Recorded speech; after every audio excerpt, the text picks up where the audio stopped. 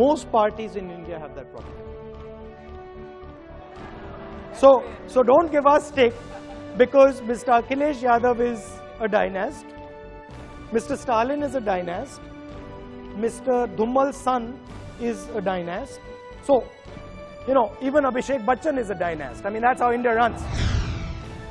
A failed dynast today chose to speak about his failed political journeys in the United States of America. Well, Rahul is now in the concluding leg of his US tour, where he's meeting professionals, university students, and trying to start what he calls a new conversation. He's been, of course, trying to relaunch himself, but he is attacking the Modi government. He's also trying to tell people what the Congress stands for, and he's also taken to defending the dynasty.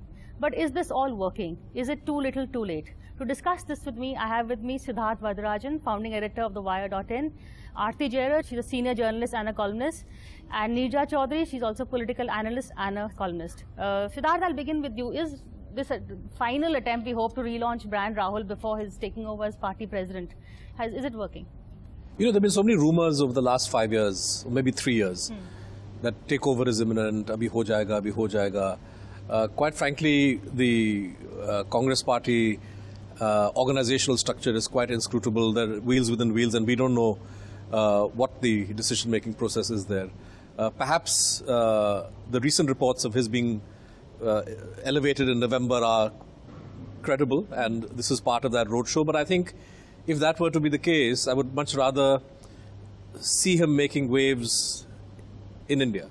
I think that the visit to, I think he went to Norway, now Berkeley and various places in America, you know, they have a certain importance, I suppose, in the in the political signaling that a politician wants to do. But given the kind of difficulties and challenges that the Congress faces in India right now, and we're barely a year and a half away from the elections, right? There is an opening, the government is vulnerable. You need politics and leaders on the ground. And so far, I haven't seen much evidence of Rahul Gandhi's appetite to play that kind of role. So I don't know if this US trip is a preface to him re-energizing himself, but that's what's needed rather than performing well to foreign audiences. And it's a great launch of brand Rahul, but as Siddharth said, maybe something he should have done here instead of going and doing it over there. But then that's how Modi also began. Well, you know, you see what is strange about this is that while Rahul is traveling all over, and I believe it's actually part of an attempt to revive the Indian Overseas Congress, you know, having seen how effectively the BJP used the overseas friends of the BJP, you know, over the years, and you know, even during Vajpayee's time, they used it so well. So I think this is an attempt to revive the Indian Overseas Congress. Sam Pitroda has been made in charge, and so, you know, that's why they've worked this out. But the fact is that, look, I mean, there is an election coming up in Gujarat. And from where I'm sitting here, Gujarat looks like low-hanging fruit for the BJP.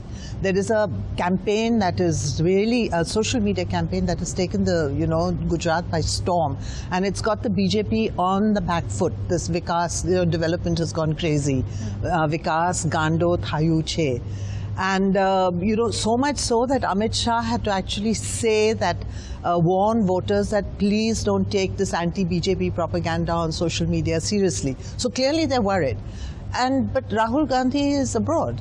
You know, he's not here in Delhi kind of, you know, managing, overseeing this campaign. And I'm told that it has been left entirely to Ahmed Patel and the local unit of the local Congress unit of Gujarat to handle the campaign. So clearly, as far as domestic politics goes, I'm not sure that the Congress party has very much faith in Rahul Gandhi's leadership. So it's, you know, he's traveling abroad, he's doing all this, and it seems to be hurting the BJP. I don't know whether it's, you know, getting the Congress any votes, but the way the BJP has reacted and responded, I mean, virtually everybody except Narendra Modi, every senior BJP leader except Narendra Modi has reacted to what Rahul has said at Berkeley. Yeah, that's my next question. Why is the BJP so worried suddenly? You know, if he's a failed dynast, then why take him seriously? I think it's a very sharp reaction, you're right, but dynasties suddenly come into the political discourse again, whether it's Rahul Gandhi and the BJP going for him. I think what he stated may not have been politically correct, but it's certainly an Indian reality. Dynasty is there in politics, business, professions, everywhere you see it. Now, it's not a healthy thing, and I feel if this trend continues in politics, very soon in Parliament we'll be limited to 500 families. So while power is decentralizing and devolving at one level, it's also becoming very centralized at another level. So also Mayawati introducing her nephew and her brother formally at that merit rally. Brother has been there as the fund manager. So as far as Dynasty is concerned, the BJP is going for both Rahul and Mayawati. But is the BJP going for them because it's rattled? Suddenly, as Siddharth was saying, there is a restiveness in the country. Slowdown in the economy, joblessness and jobless growth, farmers in distress, generally all around, what's happening to the media. Journalists, Gauri Lankesh gets killed in Karnataka, journalists in Tripura gets killed. Now those are very worrying straws in the wind and cause for concern. And therefore, the middle class is also, and the GST, demonetization, so whatever the jobs that the government might have created, maybe a few lakhs, have been lost because of demonetization. So all that put together, things are not, I don't say the tipping point has come at all. I don't say Rahul is the alternative at all. Because when you ask people, and I would have talked to scores of people in the last 1 year, and not one I would say said that Rahul was the alternative. So Rahul has done better in the US, speaking to middle class in India and the professionals in India, and maybe the Congress should leave it to the state leaders to get the parties act together. So Siddharth, what is really worrying is, I guess, not the dynasty point that Rahul had said, but actually the other issues that he has raised that may have been worrying the BJP back home, which is why they felt they had to step in and counter him. See, the BJP knows that as far as issues go, they are vulnerable, right? They're getting feedback not just from party cadre. The RSS is restive. RSS has said that people are asking questions. Mr. Jaitley himself knows that the economy is in dire straits, right? Growth has tanked. No matter how much they may defend demonetization, people know that this was a completely foolish decision without any kind of, properly measurable positive outcome. And for them, I think the concern really is that just like in 2004, and I believe the RSS, this is what they've been saying also, that in 2004, in the run-up to the election, the assumption within the BJP was everything is fine. And out of the blue, you had a wave which toppled the Vajpayee government. The Congress itself was not expecting that. So I think their fear is that you can talk up your achievements as much as you like, but at the end of the day, what matters is what's happening at the ground level, and they know that what's happening is not good. Issue really is, can the Congress capitalize on this? I suspect that what Rahul Gandhi is trying to do is to address this campaign, personalized campaign against him, right? This Pappu, that he's a useless guy, that he has no understanding of issues, Buddhu, all kinds of, phrases are used and, uncharitable descriptions are put out. And in Berkeley, I believe he said that there's a social media campaign that is actually designed to attack his image. It's possible that he's using this foreign trip and these interactions to send a message back home that, look, I do have a certain grasp over issues. But that's only one part of the problem. As I said, politics is a full-time, profession, right? And you can't sort of be intensely engaged for 4 days and then go off for a week. Mr. Modi, yes, he used the overseas friends of BJP and he leveraged the NRI community, particularly after he became PM, to create a lot of buzz within India. But, he is a 24/7 politician. And most people in the BJP are like that. So and in the Congress, you have state level leaders who are like that. So this idea that you can, be a dilettante, 2 ghante kiya, 2 din kiya, phir chale gaye, this is really not the way that the Congress can hope to topple the BJP in 2019. And I think he needs to realize this. I'm not sure that he has. But the BJP is worried for the objective reasons, right? That they know that they're vulnerable. It's not that they seriously believe that Rahul Gandhi today is a threat to them. He isn't. But the way things evolve or develop, or if he himself comes up with a credible strategy, things can change very fast. That's true. So is Rahul Gandhi starting this new conversation? Has he been successful in that to make people at least, question the BJP more? Well, I think the questioning of this government started long before Rahul embarked on this tour of the US. When do you think it started? I mean, if I really want to pinpoint it, I think what really set it off were the deaths of all those children and infants in Gorakhpur. That was sometime in August, I think, early August. And, after that, there's been a sort of series of disasters for the BJP. I mean, after Gorakhpur, you had, the whole Dera sort of violence in Haryana. You had Gauri Lankesh's murder and, this sort of really grotesque celebration by, sort of... Some right-wingers. Yes, some right-wingers on Twitter. And then, of course, all the numbers started coming in, of the economy. How demonetization hasn't worked, the slowdown in growth, and all that. So it's been a bad period for the BJP over the last 1.5 months. And I think that Rahul picking up these issues in the US in front of an audience of NRIs, foreigners, foreign investors, foreign leaders, has really pinched the BJP. I mean, they're talking about the dynasty part of it. They've just picked up that one thing of from what he said. Yeah. But I think what is really pinching them is all this stuff on the economy. And, Priya, I really would like to say this, that I was speaking to a very senior BJP leader who was a minister in the Vajpayee government.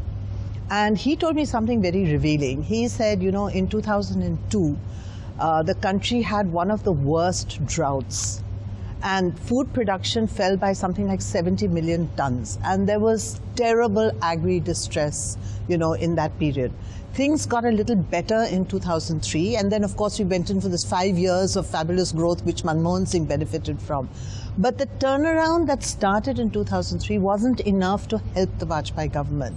And when that Shining India slogan was, pushed by the BJP for the 2004 elections, I mean, he admitted that people felt that, they were being mocked by the BJP. And he says that 2002, agri-distress was one of the reasons why the BJP lost the elections in 2004. So if you look at what is happening in the rural economy today, I mean, the rural economy is in tatters, after demonetization, it's in tatters. And I don't know whether even if the Modi government starts repair work today, like the BJP tried to repair it in 2003, it wasn't good enough to help them in 2004. So, even if Modi starts today, will it be good enough to help him in 2019? I don't think so. And I think they are extremely worried about this. So, they'll have to look at some other, kind of emotive issue to, cover up the economic failures. No, and the fact is that, I mean, I'm somewhere along the way, I think this government has lost sight of the fact that they won on the development slogan. Vikas, jobs, that was the slogan. Nobody really signed up for a Hindu Rashtra or, their version of Hindutva. So for them to spend the first 3 years of government trying to push the Hindutva agendas like, cow protection and so on, love jihad and things, I mean, it's not working because you're not giving Hindus what they really want, which is economic prosperity and growth. Definitely not the Hindu rate of growth. Neeta, Rahul did try and do some of it, apart from what he said in the University of California. He's also, before that he went to Gujarat and he held some meetings with traders. So he is, going on to the BJP's vote bank and talking to them about demonetization. But do people see Rahul? Will they accept him? Aarti was saying how the old guard is still in control, really. I think more than the old guard, it's Rahul himself who has not clicked. And I would say till 2009, people viewed him with favor. In those elections, it was an election won by Manmohan Singh, Sonia Gandhi, and Rahul together. And I remember young people, Digvijay Singh, who's no longer alive. In fact, even the 2004 election, he had said that I came back from Bihar, I talked to BJP leaders, and they said we are losing the elections because our children, the young people are all voting the other way. So Rahul was being viewed as a young rising star. So also 2009, people were looking at him. And then maybe they wanted him to take over, go into government, whatever. But they saw him receding in responsibility, not coming up front. And between then and now, even if he's ready to take responsibility now, end of October, come up front as the Congress president, which is now on the cards, I think he is today not being seen as the alternate. That is the honest truth. One would like a strong Congress, one would like a strong opposition in the country, but they have to think differently. So the strategy that the Congress and under Rahul will have to adopt is very different, which is strengthening the state leadership, which is getting the opposition together, which is really creating a one-on-one fight in individual constituencies across the country. So to get, say, Akhilesh Yadav and Mayawati on the same platform, to get the opposition together in Bihar. So that will be the role that Rahul will have to play. But that is a role, Siddharth, that he's not playing well. A lot of the allies have told me that another reason why this has been delayed, his taking over as president, is because they don't want to come under his leadership. He should not be the face of 2019. NCP is very hesitant. Lalu Yadav has misgivings about Rahul per se. I don't know about Mamta Banerjee. I think she would prefer Sonia to Rahul, if not herself. So, you know, how does he overcome this image problem? Yeah, I think that you know, it's not as if Sonia is going to be the leader either, right? In the sense that even if she were to remain Congress president, any coalitional agreement in 2019 will have to get around this issue of who are we going to project as a prime ministerial candidate, because very much like 2014, 2019 is going to be fought on that basis. So, you know, is it going to be Rahul? Clearly, enormous handicap that he faces, enormous obstacles that he faces. Who else is there that's credible from the non-Congress, non-BJP camp? Not that many faces. So this is a challenge. But I think that objective circumstances have a way of throwing up leaders, throwing up new arrangements. Nobody imagined, as I said, in 2004, even in 98, 99, you know, Devagowda, I.K. Gujral, suddenly people come up. They may not be very durable. But I wouldn't worry too much about the lack of a face, the argument that, you know, who's the alternative to Modi. I think these alternatives will emerge in due course. The issue really is whether the Congress party can be energized enough under Rahul to give the BJP a run for its money in all the states where you have straight Congress versus BJP fights. And that can only happen if Rahul becomes a 24/7 politician in the same way that Modi is, right? I'll tell you in concrete terms what I mean. December 31st, 2016, you know, Narendra Modi makes a major speech on demonetization. He acknowledges the pain people have gone through, and he announces various schemes and you know, other palliative measures. Rahul should have been available immediately to counter that. He's not around. Recently, when the RBI data came out, which comprehensively showed that as much money came back in as existed beforehand. You know, where was the Congress? You know, forget about Rahul. They didn't even have the ability to field a Chidambaram in a press conference, or Manmohan saying, you know, you have all these big names. So the party somehow lacks any kind of organizational structure. And I think that has to do with the weakness of Rahul Gandhi. Because at the end of the day, if he isn't going to assert himself, if he isn't going to create structures of two-way communication within the party and of an ability to respond immediately to all the, you know, openings that... especially in this age of social media. That the BJP's weakness is throwing up, then you can't expect to lead or to benefit. Okay, we're going to take a break, but we're going to come back and carry on this discussion, so stay with us.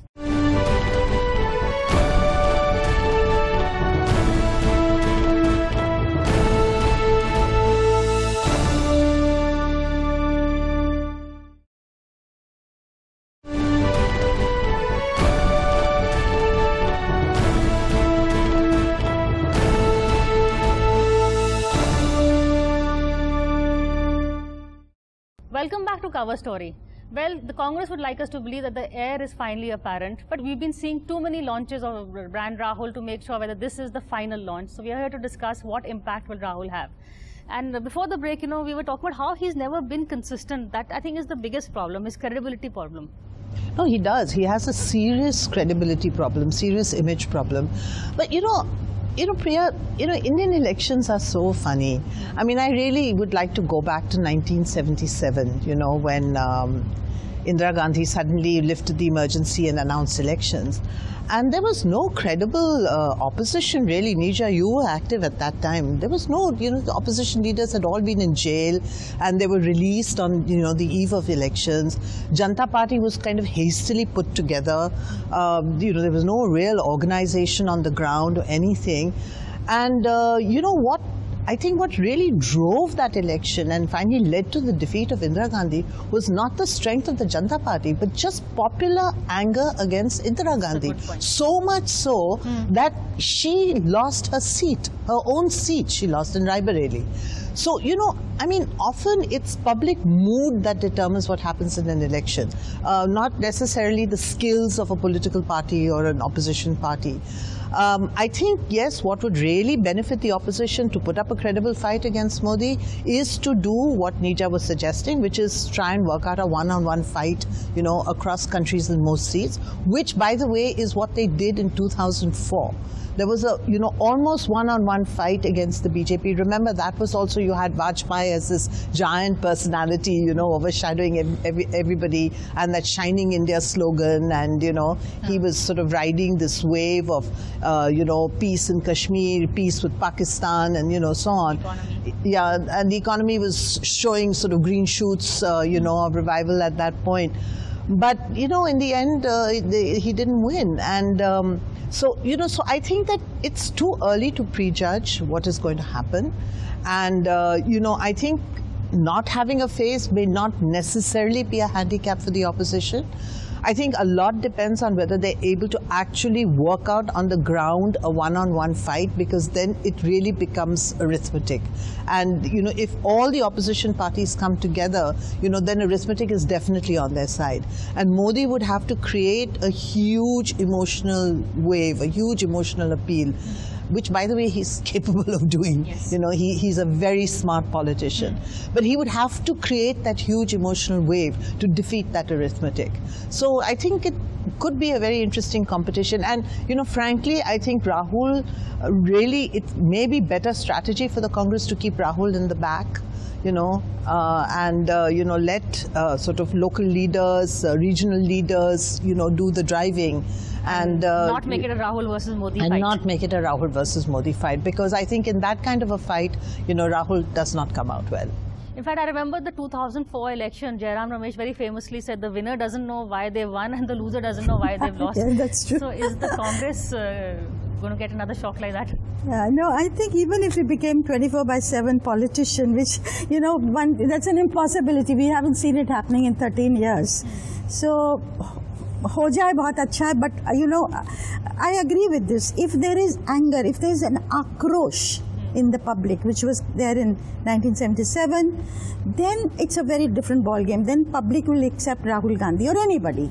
Otherwise, in 1989, when VP Singh came to power, this one-on-one strategy where Prabhas Joshi and Guru Murthy worked behind the scenes in UP and barring, I remember, 4 constituencies, they had a one-on-one in every other constituency. And this conglomerate of entire opposition, which is Janata Dal, regional parties, left and the BJP, managed to defeat a 415-seat Congress. So anything is possible. But as of now, it doesn't look like that. If Sharad Yadav will work behind the scenes like Harkishan Singh Surjit used to do, getting the opposition together, doing this one-on-one, but who's going to be the chehra of the opposition? That's going to be a question that remains unanswered. Increasingly, our elections are presidential type elections. So Modi versus who? And Modi, as we are talking about, is going to sell dream after dream. Communication skills of the BJP and Narendra Modi, even Rahul Gandhi has complimented that. So I think the opposition really needs to think out of the box in a very different way, not the usual way that that they have played politics. Okay. So Rahul is trying to set up a new conversation, but he has to first now walk his talk. And well, nobody here really is convinced that he is going to be the face that is going to take on Modi. Can he then set up a credible coalition against the Prime Minister, against the BJP for the 2019 elections? That's it from now. Thank you for watching this show of Cover Story. We'll see you again same time next week.